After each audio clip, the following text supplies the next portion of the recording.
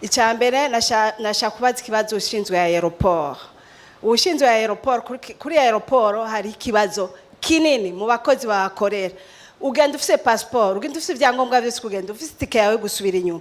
Mugabo kwera valise utwaye ba urengeje na 100 gram bakashaka kukurihisha ngurihe amahera supplémentaire arenga ni kilo, kandi amahera bakubwira uyariha uyariha $1. Tuni mu gihugu ikoresha amarundi, kubera iki je ntwaye ibiro birenga ntwaye valise ya gatatu nza kuriha $150 y'amadolari. $150. Oh my god. $150 nubwo wopakira umuzigo wose, $150 n'amafaranga menshi y'amadolari ku kilo carenze ko canke amagram. Donc nagomba kuri aeroport y'u Burundi. Aeroport y'u Burundi ni aeroport iteye ubwoba cyane. Ukihashika ikintu ca mbere uromarka usanga abantu bari seriye umenga wabiciye umuntu. Kuzindi aeroport canke mu bihugu vyinshi uhagiye, urashika kuri aeroport abantu kabona bariko baratwenga, welcome to the Philippines, welcome to Thailand, ukabona abantu bariko barakwakira. Washike kuri gishe ikintu cyose uri kuragura, hello sir, hello ma'am, welcome, what are you here for? Mukavugana ukumva ko batari très nerveux. Nabajya bashinzwe sécurité, uri kurasaba dossier, uri kurafata visa nk'akaro bajya tanga ama visa. Bo benshi ntibagira chit chat, mugabo mu bihugu nka za Australia, ibihugu abantu bakeye mu maso arakuvugisha, hey, so how are you, how long are you here for? Uzohamara igihe kingana iki, ugenzo nduduki? Oh okay, uvuye muri c'est pas Vietnam, hari hashushe n'est-ce pas? Kumva nyene muri ko muraganira akaguha ikidodo ukarengana. Okay, have a nice day. Kuri raporo y'u Burundi usanga hameze uko, ukaje kuti mwaramutse ukavomesha n'abakoreye iki, naye kuba n'umwana w'imyaka 5 cyangwa 6 arabira tuvuye muri airport, daddy why are they angry? Kubera kibashavuye nawe duce mbwira umwana ko twaciye ku airport nka menshi twagiye ducako, akabona abantu bari areze mugabo ashe kuri airport y'u Burundi abantu kubona. Bo rero mva namvise ibintu byinshi cyane, abantu bazana ibintu ashitseho bakamuca amafaranga arenze ayo yabizanye ko na hano hari abagiye babivuga akabisubiza inyuma. Hari umugore muri Australia yavuze ko yazanye ibitenge azaniye famille ntivyo cyo gucuruza, bamusaba amafaranga arengeye valeur yavyo, aca bisiga ngaho aragenda. Bo hari abandi bantu numvi, hari undi muntu numvize yungitse ibintu second hand s'il vous plaît, utunarungikiye bene wabo babe barafirigita mu rugo, babishikanye baca amafaranga arenze ayo valeur y'ivyo bintu. Bo ivyo novuga ko atari aeroport, ko ari OBR, mugabo n'ubundi yaza ko ari OBR aritoza amafaranga yose hirya no hino. Uwari wese atoza les frais, les impôts d'importation, amakoro y'ibintu vyinjiye mu nzu, vinjiye mu gihugu.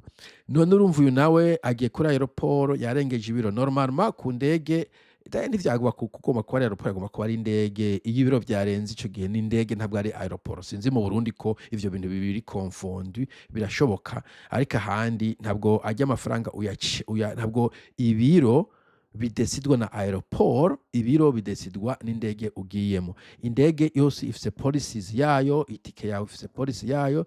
Ushobora kuba ufise ibiro 20 kenshi na kenshi, nkino n'ibiro 20, ushobora kugira 30, ushobora kugira imizigo irenze, ushobora kugura myinshi ukiri kura bookinga ibintu nk'ivyo. Mugabo ushitse kuri aeroport bimwe mwavugana basanze birenze ko, hari igihe baguha ubusyo ubivane ko ubisige, kuko nko kuri aeroport ino ushobora kuba ukiri kumwe n'umuntu ahantu, sinzi ko mwanye video nakoze ahantu utanga imizigo, ushobora kuba uri kumwe n'umuntu yaguherekeje. Ico gihe bavuga ati bo hararenze ko kilo kimwe, raba ukuntu kivane ko ushobora kugiha uwundi muntu.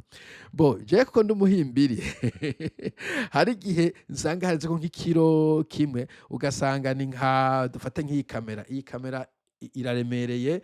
Bo hari igihe usanga ufise ajya ama battery, ibi aya ma battery bank, usivye ko battery bank ntibayemera kuyasha mu ndege hejuru, by the way, mugabo ushaka kuyishira muri saka mesaka whatever you call it, ijya check in luggage, ngaca ndacakira nkakivanamo nkagishira mu mufuko. Bafise ikoti y'imifuko myinshi nkabishira mu mufuko, bakaca bapima ati okay ni birondwi, you go.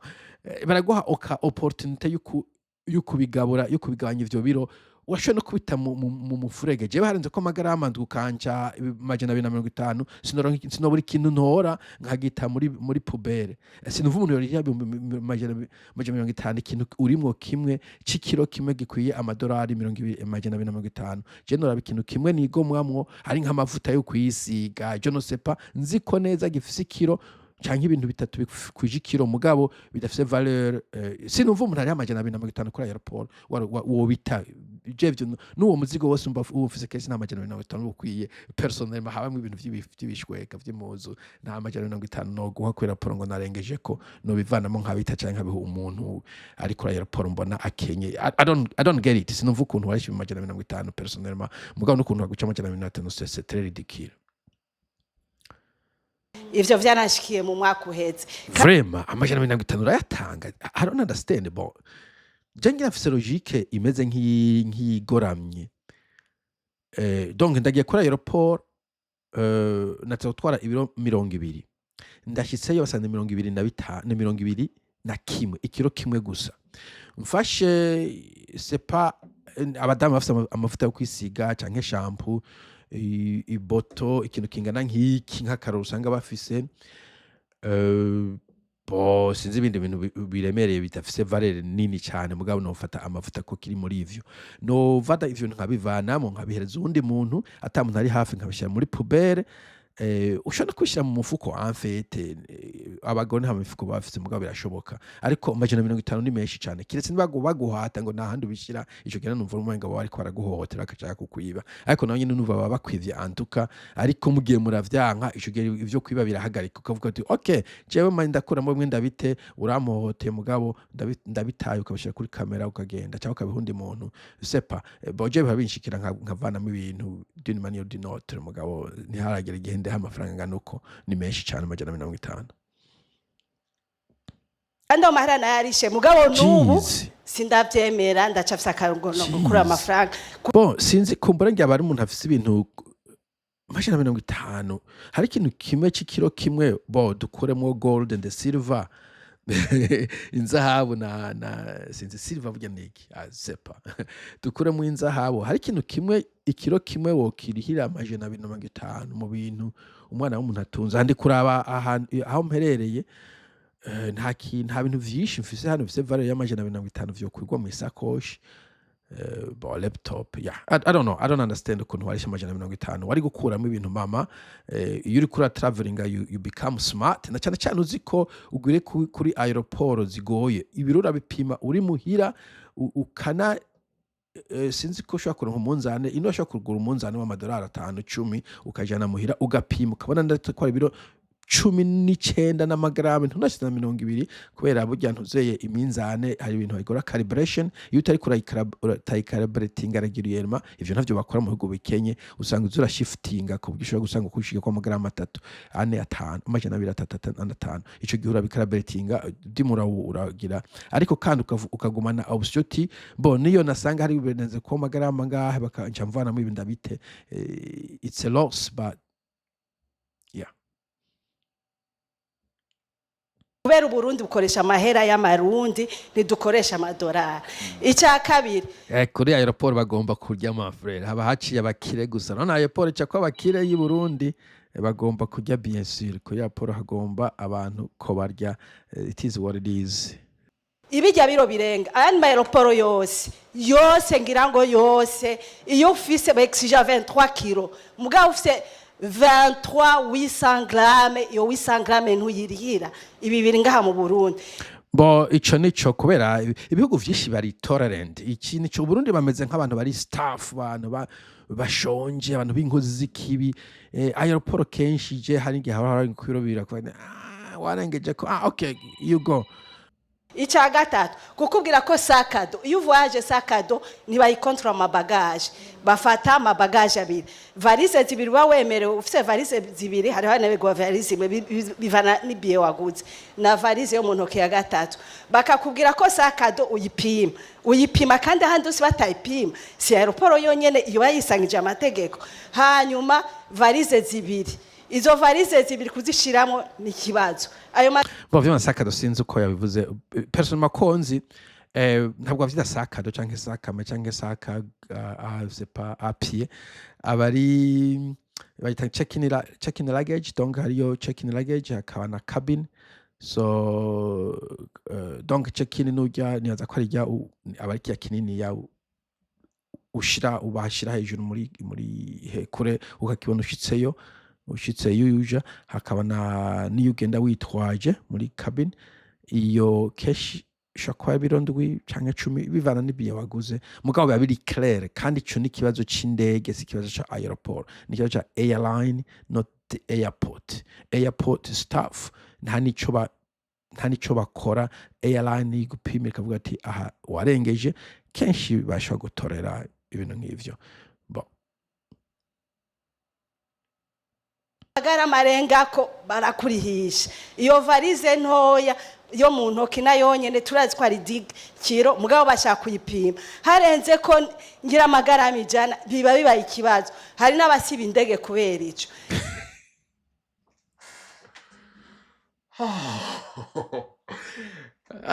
wa Burundi we bwa Nyaburunga. Okay.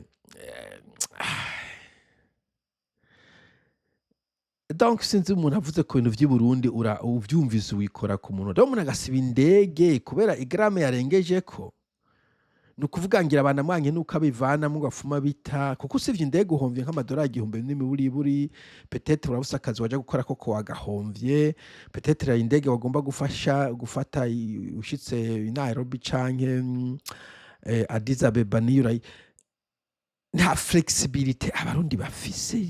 We are like animals, man.